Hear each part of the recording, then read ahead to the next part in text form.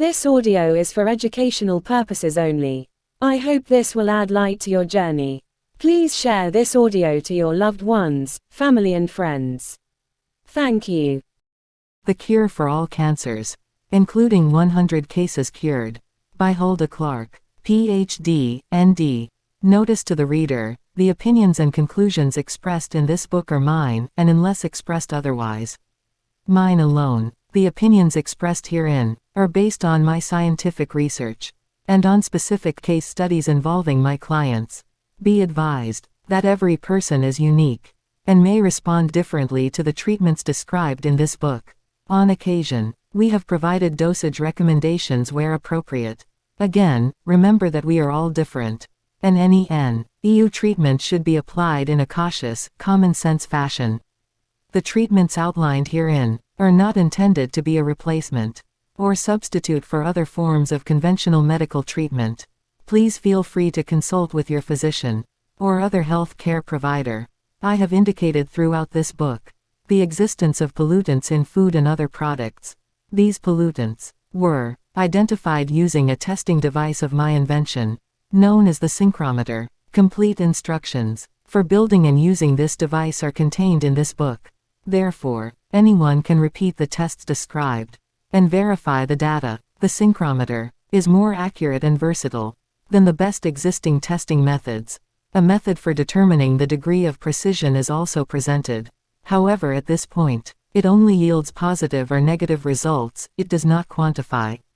The chance of a false positive or a false negative is about 5%, which can be lessened by test repetition. It is in the public interest to know when a single bottle of a single product tests positive to a serious pollutant. If one does, the safest course is to avoid all bottles of that product entirely, which is what I repeatedly advise. These recommendations should be interpreted as an intent to warn and protect the public, not to provide a statistically significant analysis. It is my fervent hope that manufacturers use the new electronic techniques in this book to make purer products than they ever have before. Cancer can now be cured, not just treated. We are not accustomed to thinking about a cure for cancer. We think of remission as the only possibility, but this book is not about remission, it is about a cure. This is possible because in 1990, I discovered the true cause of cancer. The cause is a certain parasite, for which I have found evidence in every cancer case, regardless of the type of cancer.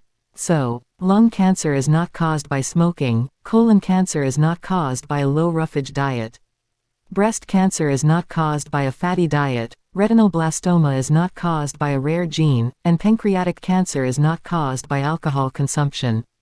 Although these are all contributing factors, they are not the cause. Once the true cause was found, the cure became obvious. But would it work? I set a goal of 100 cases to be cured of cancer. Before publishing my findings, that mark was passed in December 1992. The discovery of the cause and cure of all cancers has stood the test of time. And here it is. You may not have time to read this entire book first. If you have cancer and are scheduled for surgery, chemotherapy, or radiation treatment, you may wish to skip the first pages, which describe how a parasite and a solvent cause cancer to develop. Go directly to the instructions on eliminating the parasite. With herbs, cancer curing recipe, page 19, or with electricity, zapping parasites, page 30. Using the herbal recipe, along with the zapper is best. It only takes days to be cured of cancer regardless of the type you have. It does not matter how far progressed the cancer is. You can still stop it immediately.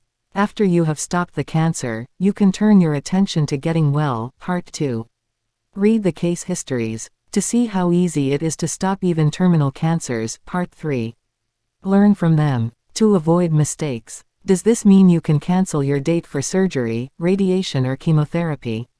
Yes. After curing your cancer with this recipe, it cannot come back. This is not a treatment for cancer. It is a cure. But if you do not wish to make your doctor angry, you could follow her or his wishes, too. Be careful not to lose any vital anatomical parts in surgery, though, because you may need them later when you are healthy. Remember that oncologists are kind, sensitive, Compassionate people, they want the best for you. They have no way of knowing about the true cause and cure of cancer. Since it has not been published for them, I chose to publish it for you first, so that it would come to your attention faster. Part 2. Getting well again. Getting well again. You are not transformed magically into a healthy person. On the day the malignancy is gone, you must also shrink, or dissolve the tumor somehow. Even this will not make you a healthy person. You need to clean up your adverse environment. So, when you have cancer, you really have two problems: the cancer itself, and the contributory problems. In part 1, we cured the cancer. Now, the tumors aren't growing wildly, but they are not gone, either. They won't shrink until we remove the contributory problems. This will be a marvelous adventure. Getting well will be the most exciting part of your recovery. You will see yourself heal. Healing has a magic about it that is unique. It is the body's secret. No physician can make your body heal. No human being understands healing. But, if you remove all obstacles from your body, you can count on it, it will heal. Remind yourself of a wound you once had and how it healed. Splinters of glass or wood had to be removed, dirt had to be scrubbed out. Bacteria had to be killed. Then, by unknown magic, it healed. Example of healing. Let us suppose you had lung cancer. 6 days ago you started the fluke-killing recipe, and threw away everything that had isopropyl alcohol in it, including shampoo and bottled water. Today, the fluke and orthophosphotyrosine and cancer are all gone. You are coughing, too fatigued to go shopping. You can't sleep and your mind dwells on the spots that were seen on your X-rays just recently. Can you heal them before your surgery date? Can you avoid chemotherapy? This is how you accomplish both these goals in record time. 1. Stop smoking. Nobody in your house may smoke indoors. Your poor brain may cry out for nicotine. Take ginseng for a calming effect. Chew herbal combinations instead. Eat candy. Enroll in a smoke-out program. Try hypnotism. Pray. Do whatever it takes to succeed. There is no halfway measure. You must stop smoking. Put a sign on the outside door: recovering smokeaholic, please help by smoking outside. Your lungs will begin to heal from the day you stop smoking. It takes 3 weeks of consistent healing for the tissue pathology to improve, enough to change the doctor's minds about your need for surgery and chemotherapy. 2. Change your copper water pipes to plastic. If you only have a short section of copper, this is easy and inexpensive. If you have all copper pipes with no control over them, move quickly into a new motel, one that has PVC, plastic plumbing. There is no halfway measure with copper. There must be none in the laundry water, shower water, or dishwater. Filters or distillers cannot remove the amount of copper coming from copper plumbing. Filters were meant to remove the amount in municipal water. Even if you connect 3 filters in a row, they will all be letting copper through in a week. All cancer cases have copper water pipes, often unbeknownst to them. The faucets themselves and water heater inlets need not be changed, nor any of the pipes lying outside the water meter. I'm not sure why these don't have more of an effect. There is a new process available. See sources, in which an epoxy compound is blown through your copper plumbing, coats the pipe, stops corrosion, and best of all eliminates the copper contact. People say, it makes the water taste so good they don't buy bottled water anymore. I tested this water and could find no harmful elements. If you stop your copper exposure, you are removing nay of the common denominators I find in all tumors. I also find copper in every case of leukemia, which means it is probably a factor in non-tumorous cancers also. The only type of cancer that I have not seen a copper buildup with is Hodgkin's disease. So I think this shows the importance of avoiding copper. Do not have copper plumbing, do not wear copper jewelry, do not use copper cookware. And get the copper dentalware out of your mouth. 3. Remove all the chemicals from your house. You may store them in the garage. If, and only if, there is no door between garage and house. If there is a door, you lock it and cover it with a large sheet of plastic, so nobody can accidentally use it, and let the fumes in from the garage. You remove everything from the basement, kitchen, bathroom. Remove all paint cans, Paint or varnish removers, thinners, brush cleaners, even though they are tightly closed. Remove all containers of floor wax, or cleaner, or polish, and carpet, or furniture, or window cleaner. Remove nail polish and remover, tile cleaner, rust remover, wall cleaner. Every chemical must go. Keep only distilled white vinegar, borax, and baking soda as cleaning agents. I will tell you how to use them later. Remove all fragrances from the house. You may store them in the garage. In clear plastic bags. Nobody in your house may wear them. Remember, you have a deadline to meet. To heal your lungs. To do this, you remove all chemicals. Fragrances are chemicals. This includes detergents, potpourri, colognes, candles, room fresheners, wall lamps, soaps, lotions, aftershave, hairspray. Anything that you can smell. 4. Board your pets with a friend. They should be started on a parasite program. While at your friend's place.